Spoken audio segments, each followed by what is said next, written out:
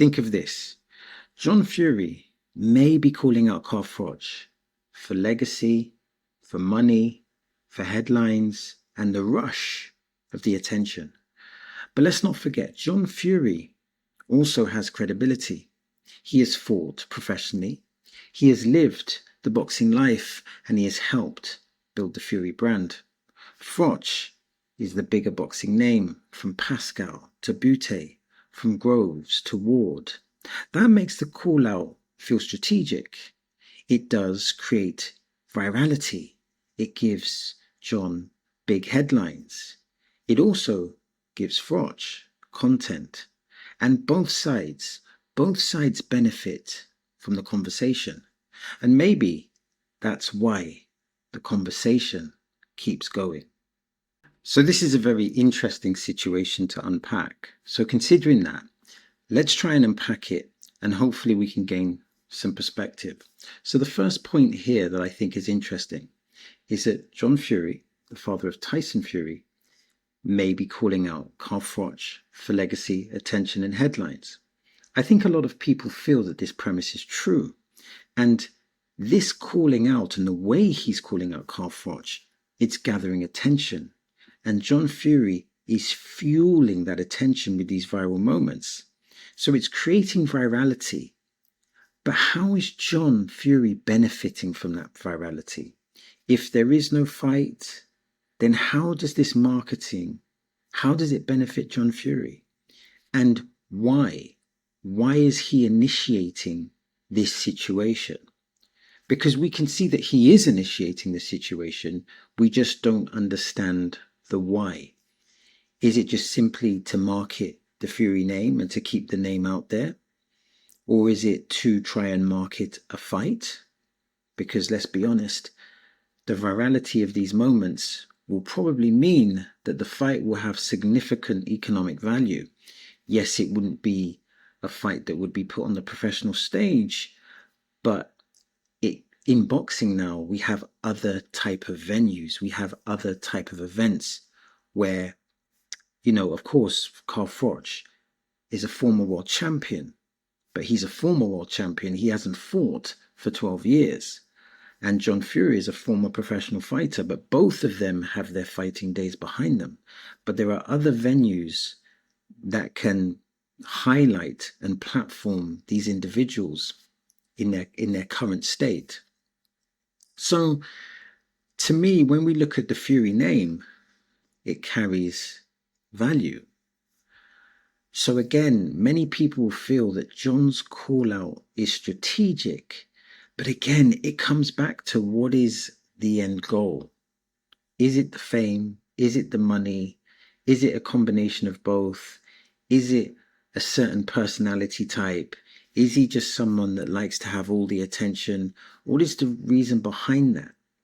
And when we look at Carl Froch and we say he's got real boxing credibility, let's unpack that a little bit. Because he's won world titles and he's fought elite opponents. For example, when he fought Pascal, an amazing fight. If you haven't seen it, go onto YouTube and watch it. 12-round Raw. And Jean Pascal was a good champion as well. And, Carl Froch wins that fight, he wins the title.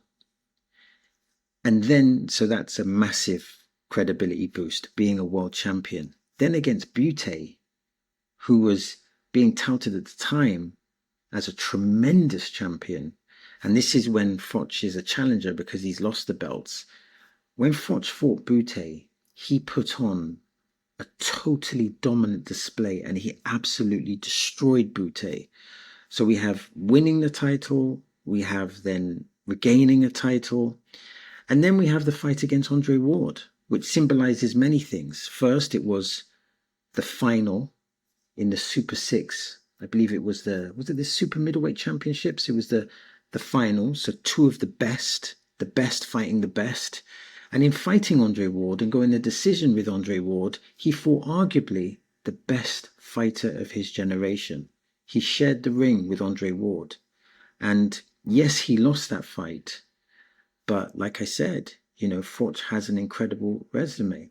And then we have the Carl Froch moment. And this is for mainly the British fans, And you had the first fight, which had the knockdown, the beating for 6 rounds. Then Carl Froch came back because he's a warrior. And then there was that controversial stoppage. But then you had the rematch, which had that 8th round knockout, which went completely viral. So Carl Froch has an elite level of credibility.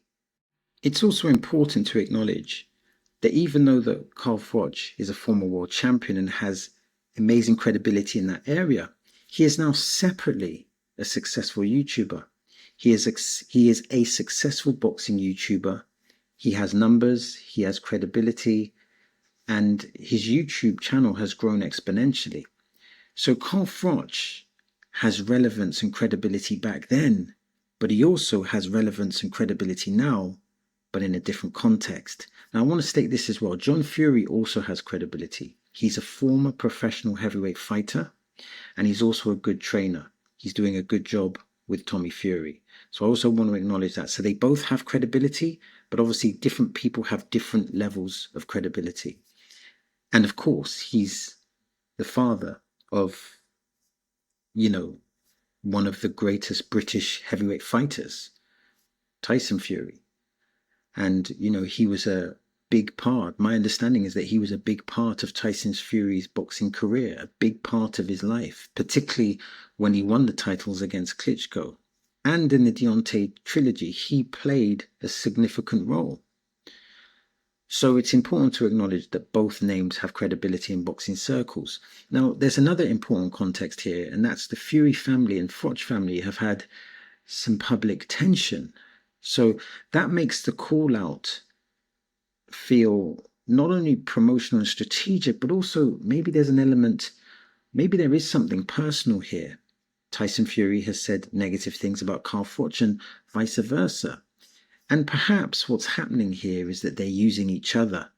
They're using each other for marketing. But clearly this looks like it's initiated by John Fury. And when we look at John Fury's motivations, it clearly can be a variety of things, whether it's just simply marketing or simply money, because if they fight, that would, they'll both make good amounts of money. Or maybe it's their tension, that dopamine rush of being at the center stage. Who knows?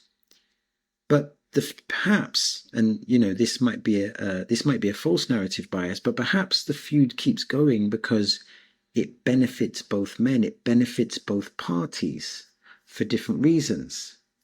Look at it like this. Carl Froch has a YouTube channel. Therefore, more contention from John Fury. That means more content, more clicks, more growth, more money. So there's mutual benefit to both parties involved. And because of that, this could continue to go on. I'm not sure how long this train can go for, but it seems that every now and then John Fury explodes, and I guess it will go as long as the media reacts to it. I think when the media stops reacting to it, that's when it will stop. But if it keeps creating virality, then I think both parties will keep engaging. So that's the end of the video. Now I'm trying to build a digital boxing community, and that means I'm interested in your thoughts, I'm interested in your perspectives, and I'm interested in your observations. Now, if you want to support the channel, press like, hype, and subscribe. And if you want to watch more content like this, then simply click here or click here. As always, thanks for your time.